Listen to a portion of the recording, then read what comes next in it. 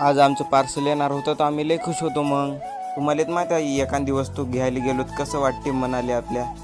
तर नमस्कार भावानो, प्रफुल्लदाच्या दुकानातून शॅम्पू घेतल्या. आपल्याला जात होतो गाडी धुवाले. मग शॅम्पू घेतल्या. जेवढ्या पोरी एका बारीन केसाला लावते ना महिन्याले, तेवढ्या आपण दिवसाला लावतो.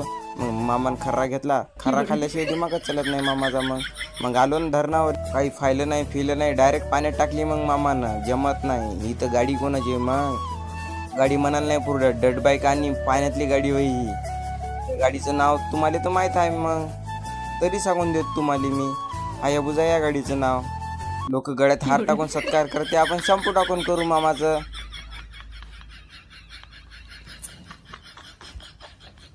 सगळेच शॅम्पू उंबडून दिले, जेवढ्या आणल्या तेवढ्या. जेवढ्या एका महिन्यात लोक केसाला लावते तेवढं आपण एका दिवसाला लावतो गाडीले. ते पण मामा म्हणल्यावर काही फाले पुरते का? मग चालू मानवरले जुई जप गाडी बिडी धुवून घेतल्यानं मग मामा